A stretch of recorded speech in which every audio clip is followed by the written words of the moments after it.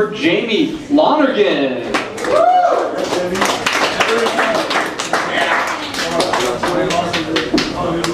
How are we, Boulder?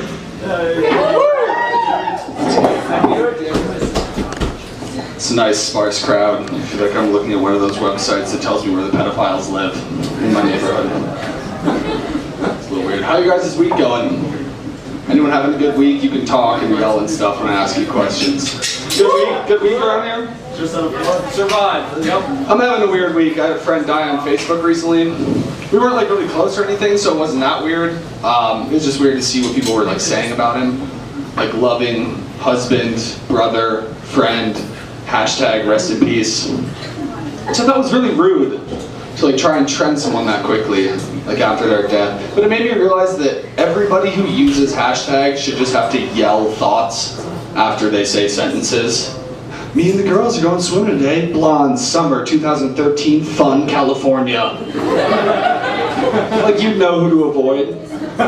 Like you see some girl yelling like, don't go near her. She does it all the time. Like who has the hashtag fun? Like if they don't know what I'm doing, then I don't know what they're doing, and I'm not having fun. Are we having fun? I'm not sure. So let's just make sure the internet knows that I'm having fun. Are you fucking that self-centered? Seriously? I make fun of hashtags a lot. I shouldn't though. Because they're really like the last non-discriminatory thing that we have. Because you can put anything you want after that little pound symbol. That's what that's called. It's a pound symbol. It's a history lesson for some people. You can put anything you want as long as it's like under a certain amount of letters. Like I see people put like hashtag equal rights. You're like, okay. I've also seen like hashtag anal fisting. Which is kind of weird. But I mean, I guess the equal rights movement is kind of fighting for anal fisting, so it works. I think social networks are just bullshit and narcissistic because they make you feel like a horrible person. Like I just see shit on Facebook. Like today I went skydiving over South Africa. I was like, damn it, today I figured out how much metal I had to put in my microwave to break it. That was my day. So was that fun? But then I get to like be really happy when I see like Stacy's pregnant accidentally. I'm like, fuck yeah, I beat that bitch. That's for saying no to prom all those years ago. Fuck you. I like being in Boulder. You guys are fun. It's cool because you see things in Boulder you don't really see anywhere else, mainly with the people. Like I was in McDonald's and this woman in front of me asked like the little Hispanic girl behind the counter, she goes up and she goes, yeah, are the McChickens free range? And the girl behind the counter was like startled. Like she gave that kind of look that if someone came in and was like, hey, immigration's outside. That same look. Just gave one of those. But I know she was startled, but I think she was startled because she wasn't sure in her head if McChickens were real or not. That was like a real animal. I mean, everyone knows that McChicken gives birth to the McNugget, that's the McLife cycle, and that's Old McDonald's farm. So that works. Everyone knows that. I have a lot of business ideas I want to try. One of them is a biblically themed strip club. It's going to be fun. It's going to be called Revelations. Because that's like the book in the Bible where everyone's dying and no one wants to be there. Kind of like my strip club. But my strip club's going to come with a free blindfold for every entry. And you have to wear it the entire time, no exceptions. So you just have to have faith that you're there. You gotta believe that you're in the strip club, not that I like left you in the field with the McChickens. It's a horrible thing. It's a stupid joke. I think a lot of like serious crimes would be looked at differently if they were like phases that everyone went through. Like just for a little bit, like that gay phase in college, or like shoplifting when you're like 14. Like, yeah, when I was in college, I'm kind of embarrassed, but I went through a lesbian phase. Oh, it feels so good to say that to somebody. Like, oh, really? Because when I was in college, I was really into cannibalism. This shit was wild. I have my own theories about cannibalism. I think it's like a lot cooler than people think it is. Not like you should go do it and go eat people, but like, you never see a remorseful cannibal that's like, I'm so sorry that I ate all those people. They're like, yeah, I fucking did that, and I know why I did it too. Are you kidding me? Like it was called the Donner Party, not the Donner Massacre. This is invite only to eat us. Don't just ruin a whole family. Covered wagons. Terrorism has become a minor inconvenience in my life. I hate saying that because the people die from terrorism and I'm just like, bummer. That's shitty. Mainly because like there's straight-laced people who are terrorists now, and like people making bombs out of household items, which just really isn't fair. Like I'm afraid someone's gonna turn a Lunchable into a bomb, and then I can't go to Safeway for a few weeks, and that's gonna be really disappointing. Or I'm gonna like go to my high school reunion and be like, oh hey, Dave, how have you been? Like, oh hey, Jamison, how are you? What do you do? Like, I'm a comedian. What do you do? Oh, I'm a terrorist.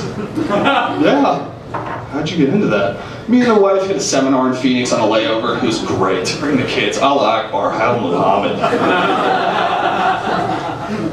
I work at a sandwich shop, which is fun. Let's just leave it at that.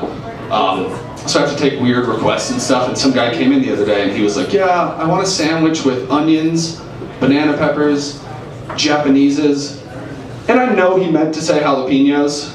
Like I'm aware that that's the phrase that was in his head. But is this guy going out every day like jalapeno? I'm gonna say it right this time, jalapeno. Okay, we're in line. Jalapeno. Yeah, I want some fuck. Ruined it again. Well, I have to finish it so I don't look like a lunatic Paneses.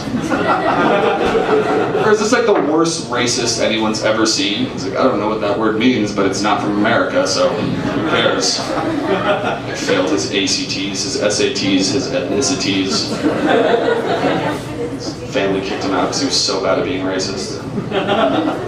It's a visual I like. I realize that there's a lot of things I shouldn't say, not because they're like offensive or mean or bad, just because of like how I look. And it started because I was listening to some music, and I realized I should never say, damn, it feels good to be a gangster. Not because I'm afraid someone's gonna be like, oh, he's a gangster. Because if I saw me walking around like, damn, it feels good to be a gangster, I'd be like, that guy's a serial killer. No doubt in my mind he's gonna murder us tonight. Honey, let's go. Get to the car. It's just ridiculous. A lot of people ask if I write jokes when I'm high, and I don't do that, because my mind just wanders too much and I just can't think about shit, ever. And give you an example. I was high the other day and I was thinking about, what if butt cheeks had nipples on them? Life would probably be exactly the same, except for the butt cheeks would have nipples on them. That's it. No changes. That's probably exactly what happened. But my high brain was like, no. What would happen would be there'd be flying cars, and no ugly people, and world peace, and no world hunger, and colonies on the moon and Mars, and we'd be flying out into space trying to meet aliens. And I was like, yeah, I want to live there. That sounds good. How do I do that? And I was like, oh. Apparently all I have to do that is put nipples on butt cheeks. It's a little weird. It's also like trying to write down jokes when I'm driving, which you shouldn't do, like never texting or anything. So I have to tell Siri to do it for me. And I was like, Siri, remind me of suicide joke when I get home. And she just goes, I'm afraid I can't let you do that, Jamison. And I got really excited for a second, because I was like, my phone's learning and becoming aware. And then I got really scared for a second, because I was like, my phone's learning and becoming aware. It's a really frightening thought. Because as a kid, I always felt bad for like the robots and stuff, because they like never feel love or emotion or any of that shit. Then I got a little older and I was like, that's probably good. Because Siri's never gonna have to go to the doctor and be like, yeah, it itches again. I think I need some more of that cream. It's just not gonna have to happen. I like drinking a lot. Anybody else? You're at a bar, so you should say yes. I had a weird time with drinking. A few nights ago, I was coming back from a bar with some friends, and we split up, and I was by myself and decided that I wanted to go to Taco Bell and get a Baja Blast, because I was drunk and it was late and I don't care. And so I made it to Taco Bell, and at 2:30 in the morning, the diner area is closed, so I had to go through the drive-thru. So I walked through the drive-thru, and I got to that little box, and I asked the woman, like I knew I wasn't going to be able to say Baja. I was too drunk, like it was just going to come out like So I did the smart thing, and I was like, yeah, I just want a Baja Blast. And I heard through the speaker back, like, you do know it's pronounced Baja, as in the Baja region south of California? And I was like, you do know you work at Taco Bell, right? Are you serious? Like, what made me your pick of like a late night geography lesson candidate? Like, I'm standing where cars go, and you're gonna try and teach me a lesson? Are you kidding me? Geography by Taco Bell. Like, who the fuck wakes up and is like, I wonder what interesting life lesson Taco Bell is gonna teach me today? Oh, did you know that the Meximel is the most racist name for a fucking food item in any of fast food? The more you know from Taco Bell. Thank you guys, that's my time with Jamison Lonergan.